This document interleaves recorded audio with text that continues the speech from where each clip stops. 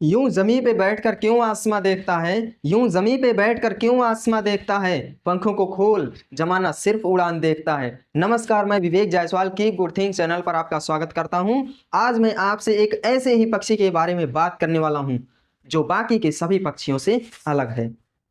इस पक्षी के अंदर पाई जाने वाली ऐसी 5 पॉइंट्स के बारे में बात करूंगा जिनसे हम सबको सीखना चाहिए, जो हमारी लाइफ को सफल बनाने में मदद करते हैं, जिन्हें हम सबको अपनी लाइफ में शामिल करना चाहिए।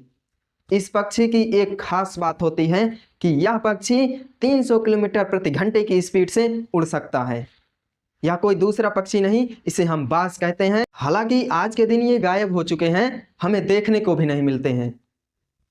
तो आइए हम इन पॉइंट्स के बारे में बात करते हैं। पहला पॉइंट्स, यदि आप अपनी लाइफ में सफल होना चाहते हैं तो बाज की तरह नजर रखें।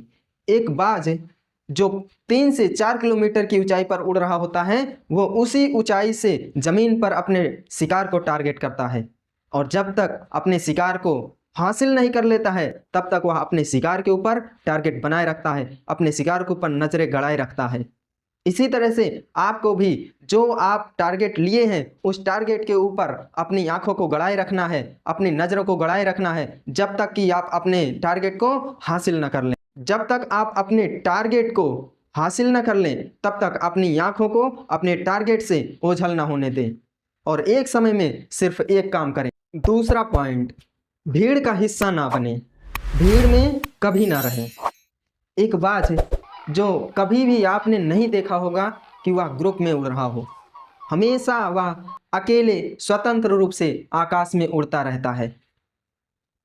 कभी भी बाज भीड़ में नहीं रहते, कभी भी बाज भीड़ में नहीं उड़ते हैं। इसलिए आप भी अकेले रहिए। अकेले रहने से आपको सोचने और समझने का टाइम मिलेगा, और जो आप डिसीजन लेंगे वह आपके लिए बिल्कुल परफेक्ट होगा। तीसरा पॉइंट, बाधाओं से डरे नहीं, उनका सामना करें। जब तूफान आता है तो बाज बहुत ही खुश होता है।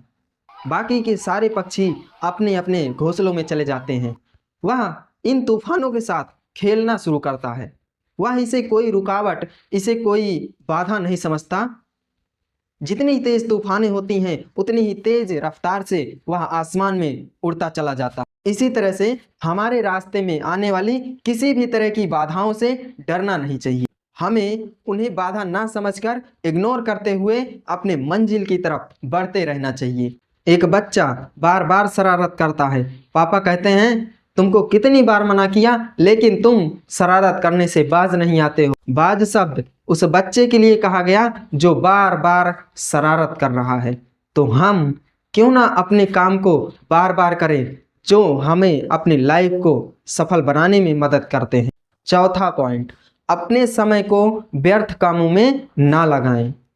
एक बाज पक्षी जो कभी भी मरे हुए जानवरों का शिकार नहीं करता है, वह उन मरे हुए जानवरों के पीछे अपना समय व्यर्थ नहीं करता है। वह हमेशा जिंदा शिकार करता है, जीवित जानवरों का शिकार करता है। इसलिए हम अपने कार्यों को किसी ऐसे वैसे फालतू कामों में ना लगाकर किसी अच्छे कार्यों में लगाएं जहां हम सफल हो सकें, जहां से हमें सफलता मिल सके। पांचवा पॉइंट, नए नए तरीकों से आगे बढ़ने का प्रयास करें। ऐसा कहा जाता है कि जब बाज 20 साल का हो जाता है, बूढ़ा हो जाता है, तो वह अपनी चोंच को, अपने पंखों को, अपने पंजों को खुद से ही नोच कर फेंक देता है। हालांकि उसके लिए वह समय बहुत ही दर्दनाक होता है, लेकिन उसे पता होता है कि अगर हम इस दर्द को सहकर अपने पंखों को, अपने पंजों को नोच कर फेंक देंगे तो हमारी उम्र 5 साल और बढ़ जाएगी। इसलिए हम जिस कार्य को कर रहे हैं, अगर उसमें हम बार बार असफल हो रहे हैं तो ऐसा नहीं है कि हम सफल नहीं होंगे। हमें अपने कार्य करने के तरीकों को बदलना होगा। ऐसा नहीं हम अपने टारगेट को, ऐसा नहीं कि हम अपने लक्ष्य को ही बदल दें। नहीं, हमें अपने उस कार्य करने के तरीकों को बदलना होगा।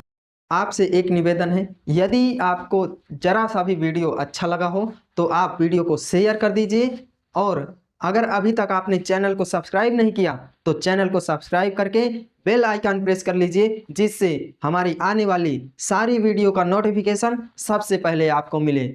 और इसी के साथ दिल की गहराई से आपका धन्यवाद।